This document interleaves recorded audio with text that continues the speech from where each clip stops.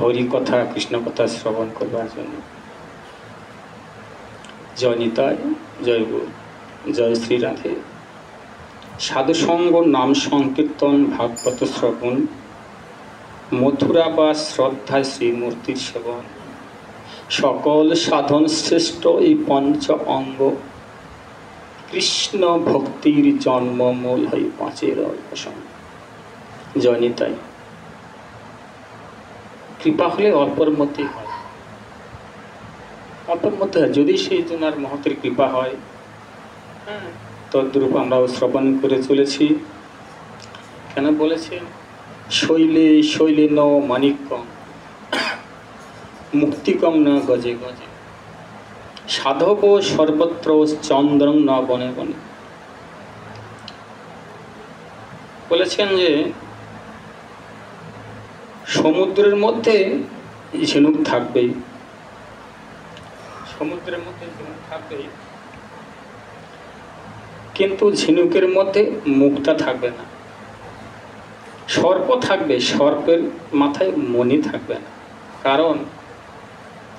কারণটা হচ্ছে যে যদি সাথীর নক্ষত্র যুগের বর্ষণ হয়, সেই বর্ষণটুকু যদি ওই ঝিনুকের পরে, সেই ঝিনুক ভাগ্যবান। আর ওই সাথীর নক্ষত্র যুগের যে বর্ষণটুকু হয়, সেই বর্ষণটুকু যদি কৃপা করে কোনো ভাগ্যবান সর্পের মাথায় পড়ে, সেই সর্প ভাগ্যবান। তদ্রূপ শ্রবণ করে যাও, হরি কথা কৃষ্ণ কথা শ্রবণ করে যাও। কোন নিষ্কিঞ্চন বৈষ্ণবের কৃপা পেয়ে যাবে বলতে পারবেন না।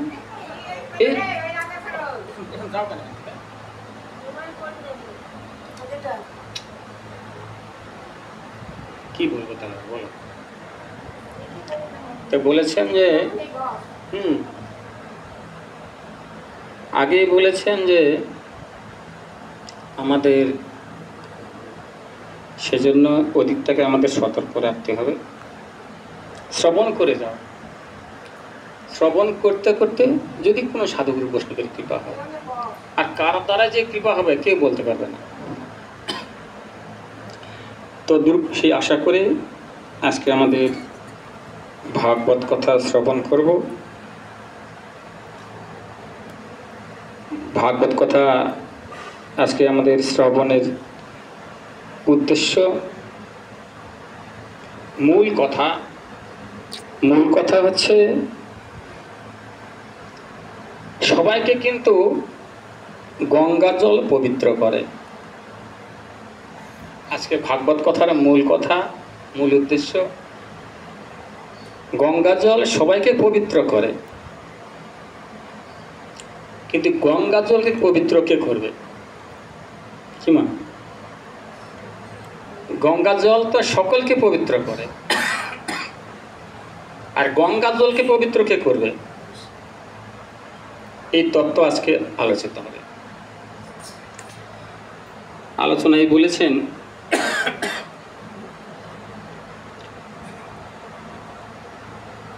যে আমরা আজকে শ্রবণ করছি গঙ্গা জল দ্বারাই কিন্তু সমস্ত পবিত্র হয়, কিন্তু গঙ্গাকে আবার পবিত্র কে করবে? একদিন ভগবান গঙ্গা মাতাকে বললেন, হে মা গঙ্গে, তুমি মর্তে গিয়ে অবতীর্ণ হও, তুমি মর্তে গিয়ে অবতীর্ণ হও। সঙ্গে সঙ্গে মা গঙ্গে করজোড়ে প্রার্থনা করছেন আর বলছেন, প্রভু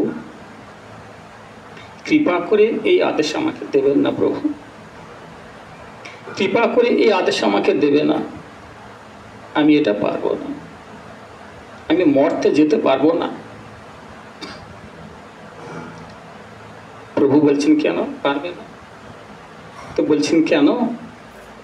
আমি যদি মর্তে অবতীর্ণ হই, তাহলে সমস্ত পাপীরা আমার জলে স্নান করবে,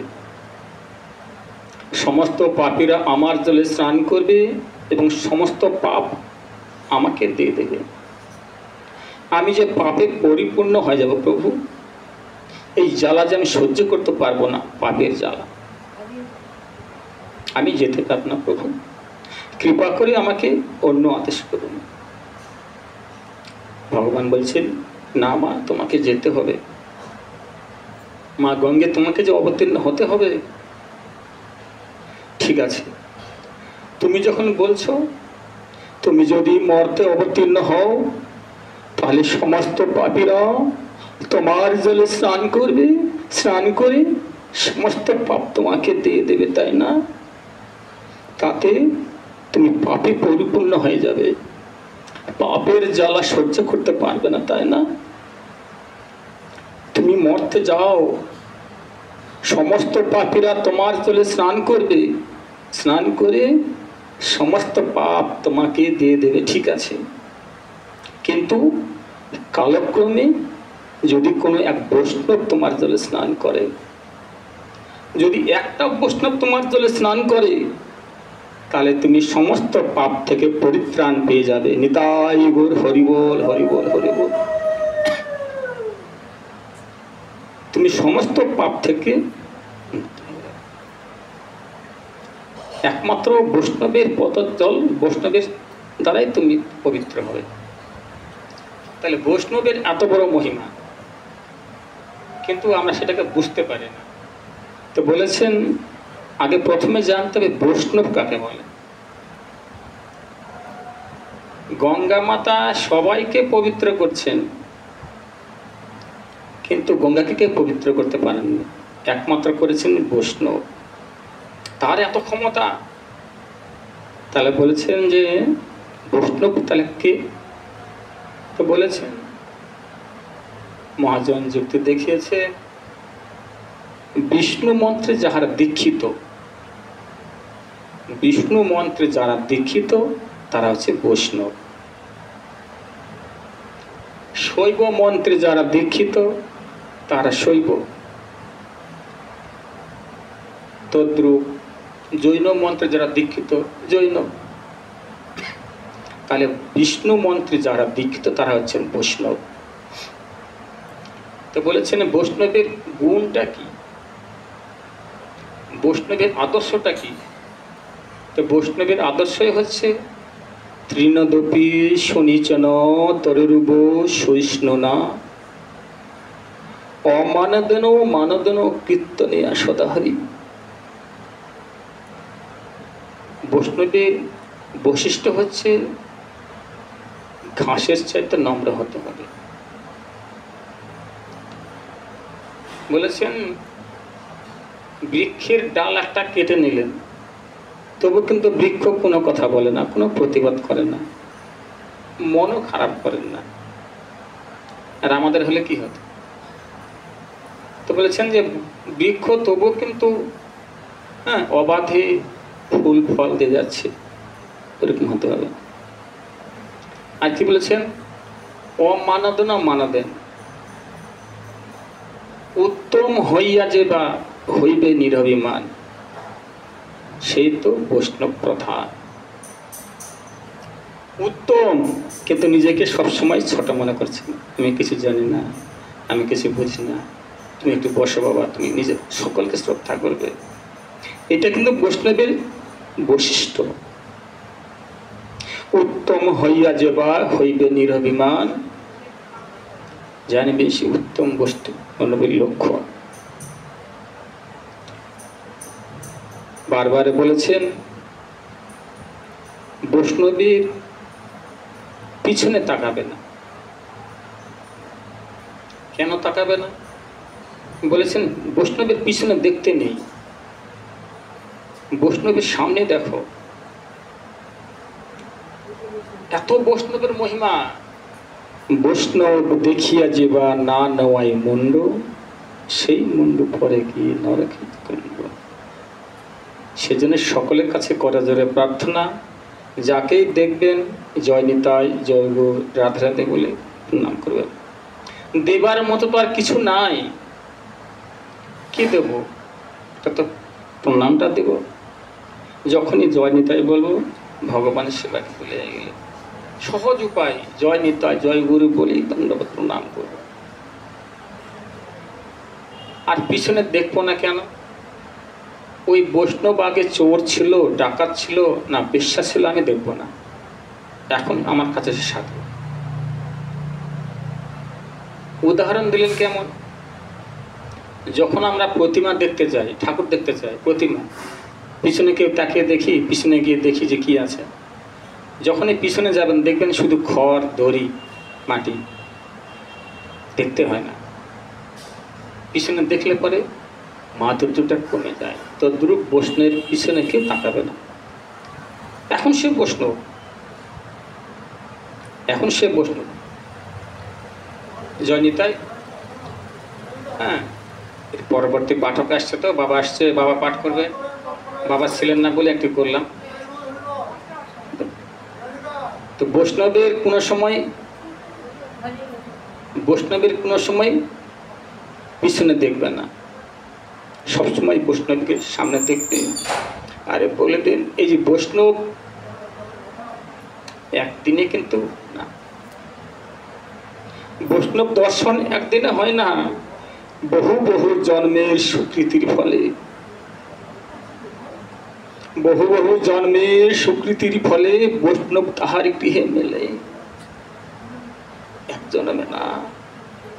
এই যে আপনারা এসে বসেছেন, এই যে হরি কথা, কৃষ্ণ কথা শ্রবণ করবার জন্য, এই কৃপা কিন্তু একদিনের না,